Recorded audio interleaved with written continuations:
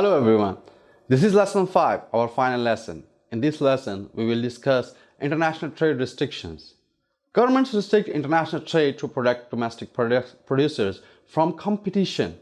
Governments use 4 set of tools to influence international trade and protect domestic industries from foreign competition. They are tariffs, import quotas, other import barriers, and export subsidies. What is a tariff? A tariff is a tax on a good that is imposed by the importing country when an imported good crosses its international boundary. For example, the government of India imposes a 100% tariff on wine imported from California. So when an Indian imports a $10 bottle of Californian wine, he pays the Indian government a $10 import duty. Tariffs raise revenue for governments and serve the self-interest of people who earn their incomes in import competing industries. But as you will see, restrictions on free international trade decreases the gains from trade and are not in the social interest. To see the effects of a tariff, let's return to the example in which the US imports t-shirt. With free trade, the t-shirts are imported and sold at the world price. Then under pressure from US government markets, the US government imposes a tariff on imported t-shirts. Buyers of t-shirts must now pay the world price plus the tariff. Several consequences follow and figure 7.5 illustrates them. Figure 7.5a shows the situation with free international trade. The US produces 20 million t-shirts a year and imports 40 million a year at the world price of $5 a shirt. Figure 7.5b shows what happens with a tariff set at $2 per t-shirt. The following changes occur in the market for t-shirt. The price of a t-shirt in the United States rises by $2. The quantity of t-shirts bought in the United States decreases. The quantity of t-shirts produced in the US increases. The quantity of t-shirts imported into the US decreases. The US government collects a tariff revenue. Number 1. Rise in price of a t-shirt. To buy a t-shirt, Americans must pay the world price plus the tariff. So the price of a t-shirt rises by $2, tariff to $7. Figure 7.5b shows the new domestic price line, which lies $2 above the world price line. The price rises by the full amount of the tariff. The buyer pays the entire tariff because supply from the rest of the world is perfectly elastic.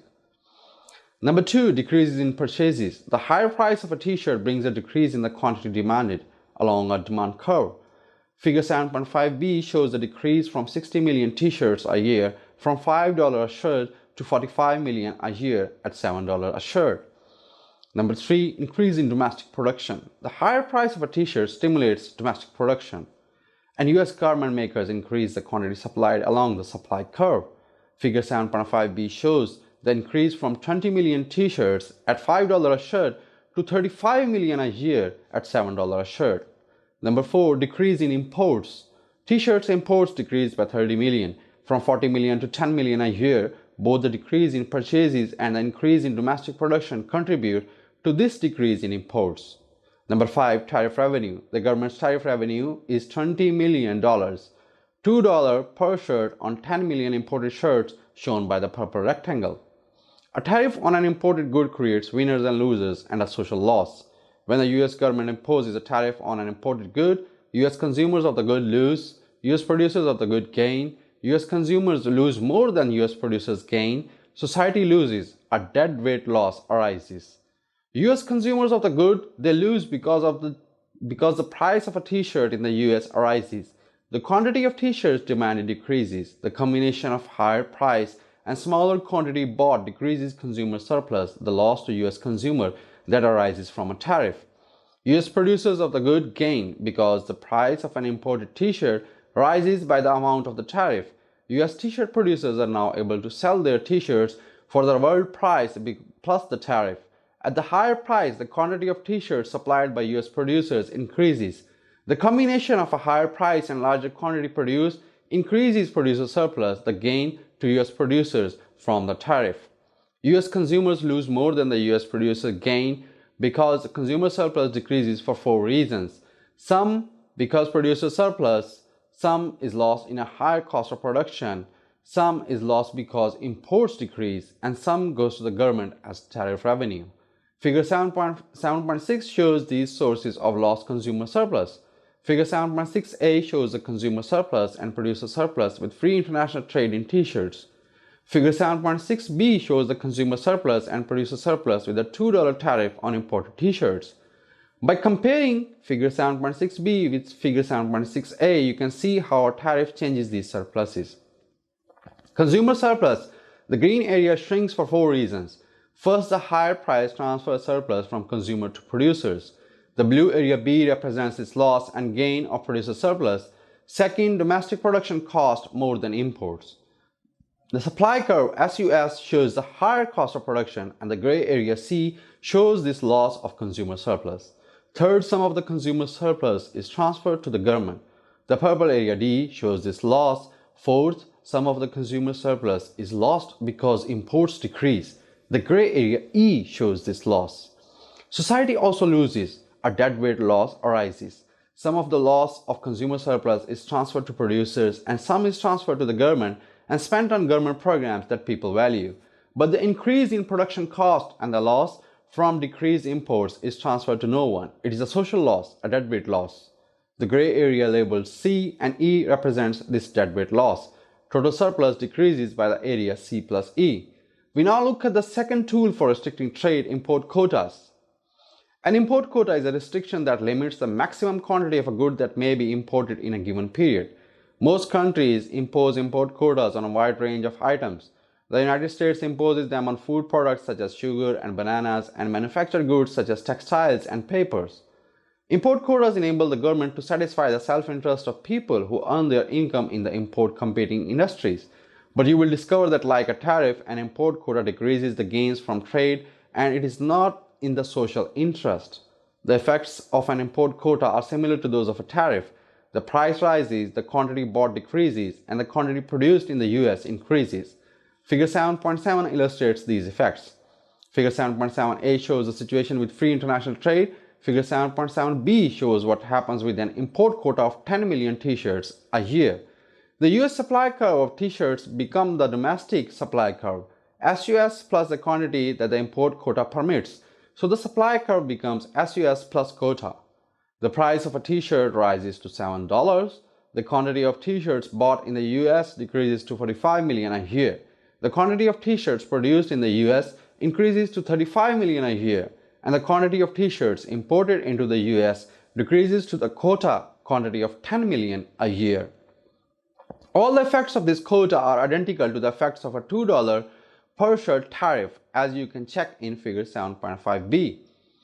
An import quota creates winners and losers that are similar to those of a tariff, but with an interesting difference. When the government imposes an import quota, US consumers of the good lose, US producers of the good gain, importers of the good gain, society loses, a deadweight loss arises. Figure 7.8 shows the gains and losses from quota by comparing figure 7.8b with a quota and figure 7.a with free trade. You can see how an import quota of 10 million t-shirts a year changes the consumer and producer surpluses. Consumer surplus, the green area, shrinks. This decreases the loss to consumers from the import quota. The decrease in consumer surplus is made up of 4 parts. First, some of the consumer surplus is transferred to producers. The blue area B represents this loss of consumer surplus. Second, part of the consumer surplus is lost because the domestic cost of production is higher than the world price. The gray area C represents this loss. Third, part of the consumer surplus is transferred to importers who buy t-shirts for $5 and sell them for $7. The 2 blue areas D represents this loss of consumer surplus and profit for importers. Fourth, part of the consumer surplus is lost because import decrease. The gray area E represents this loss. The loss of consumer surplus from the higher cost of production and the decrease in imports is a social loss, a deadweight loss. The gray areas labeled C and E represents this deadweight loss. Total surplus decreased by the area C plus E.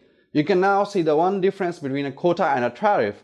A tariff brings in revenue for the government, while a quota brings a profit for the importers. All the other effects are the same, provided the quota is set at the same quantity of imports that results from the tariff. 2 sets of policies that influence imports are health, safety and regulation barriers, voluntary export restraints. Health, safety and regulation barriers. Number 1, thousands of detailed health, safety and other regulations restrict international trade. For example, US food imports are examined by the Food and Drug Administration to determine whether the food is pure, wholesome, safe to eat, and produced under sanitary conditions. The discovery of BSE is just one US cow in 2003 was enough to close down international trade in US. The European Union bans imports of most genetically modified foods such as US-produced soybeans. Although regulations of the type we have just described are not designed to limit international trade, they have that effect. Secondly, voluntary export restraints. A voluntary export restraint is like a quota allocated to a foreign exporter of a good. This type of trade barrier isn't common. It was initially used during the 1980s when Japan voluntarily limited its exports of car parts to the US. Subsidy is a payment by the government to a producer. An export subsidy is a payment by the government to the producer of an exported good. Export subsidies are illegal under a number of international trade agreements, including the North American Free Trade Agreement NAFTA and the rules of the World Trade Organization WTO. Although export subsidies are illegal, the subsidies that the US and European Union government pays to farmers end up increasing domestic production, some of which gets exported. These exports of subsidized farm products make it harder for producers in other countries, notably in Africa and Central and South America, to compete in global markets. Export subsidies bring gains to domestic producers, but they result in inefficient underproduction in the rest of the world and creates a deadweight loss. This is all from this lesson. Thank you so much for listening.